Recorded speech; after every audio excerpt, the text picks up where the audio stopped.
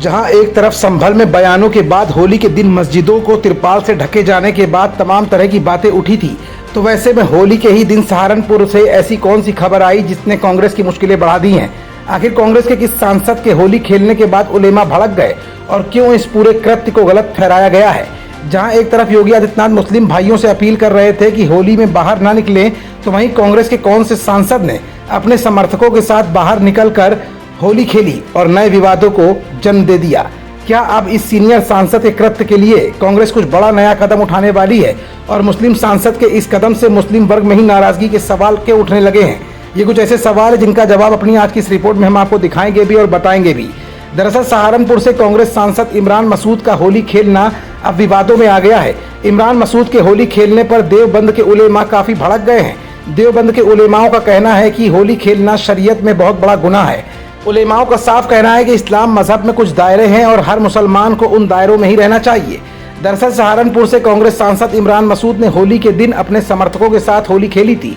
उन्होंने कहा था कि भाईचारे का संदेश देने के लिए उन्होंने होली खेली है, मगर अब देवबंद के उलेमा ही होली खेलने को लेकर कांग्रेस सांसद पर भड़क गए हैं। सहारनपुर के देवबंद उलेमा काशी इशहाक गोरा ने कांग्रेस सांसद इमरान मसूद का नाम लिए बगैर कहा, मजहब इस्लाम ने कुछ दायरे दिए हैं, उस दायरे में हर मुसलमान को रहना चाहिए। अगर कोई शख्स अपने आप को मुसलमान समझता है तो उसको उस दायरे का पालन करना भी जरूरी है। अगर हम मुसलमान हैं तो हमें इस हकीकत से वाकिफ रहना चाहिए कि हमें शरीयत ने कुछ दायरे दिए हैं, उसको निभाना जरूरी है।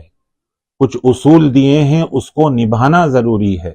उन्होंने आगे कहा कि ये चीज किसी एमएलए या सांसद पर लागू होती है, बल्कि सभी मुसलमान पर लागू होती है। अगर किसी व्यक्ति ने इस सीमा को पार किया तो ये गलत है।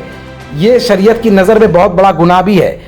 ये किसी मुस्लिम लीडर पर साबित नहीं होता, ये तमाम मुसलमानों पर साबित होता है।